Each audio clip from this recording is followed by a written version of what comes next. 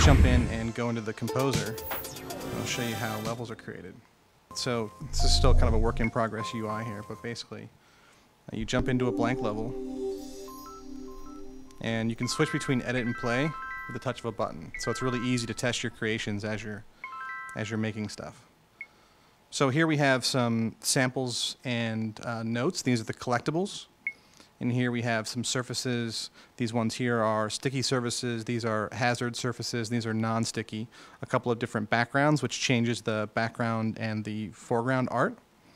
And then these are other musical objects that you can add to your world. So this is like a laser that's also a kick drum, and a laser that's a snare.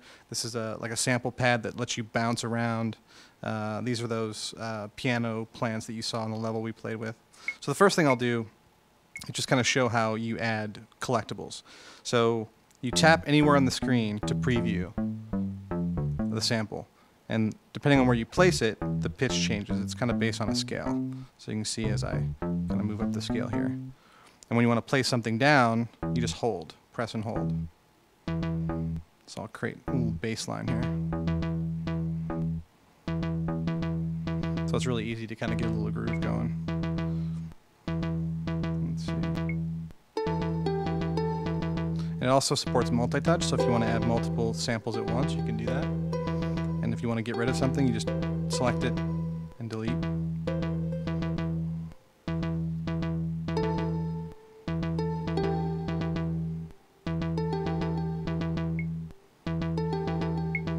So now I will add some surfaces. So when you add a surface, you just, same thing, you press and hold, but you use the back touch to edit. So you can scale, and kind of show here where you can scale with a gesture. You can also rotate by doing a gesture here, like this.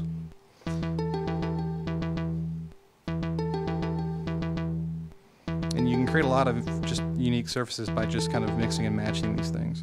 You combine them to make like, you know, like make a tower here. And we'll have cut and paste functionality as well. So if you've got, you know, structures that you've created that you want to reuse, you'll be able to do that too.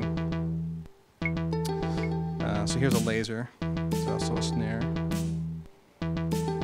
So I can move things around with the back touch, and it doesn't really matter where I am. It's just, it's sort of gesture based. I don't have to be very accurate with it, which is really nice. And also I can use the analog stick for a little finer tune control.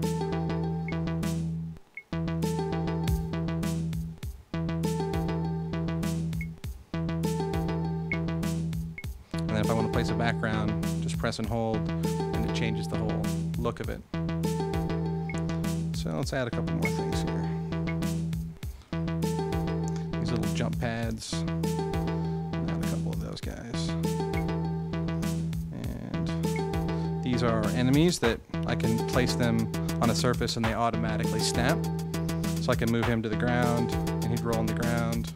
Or I can move him up here and make him roll around this surface.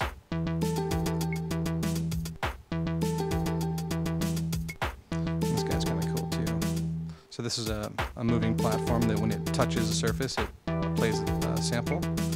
So I can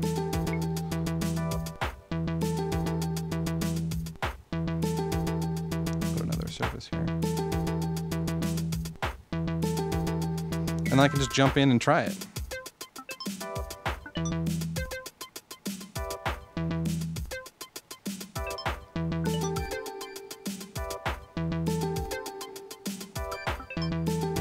And these lasers you can interact with too and turn them off. So if I run into it, you see it, and then it'll do like a little drum fill and turn back on. So I can turn it off to get around it.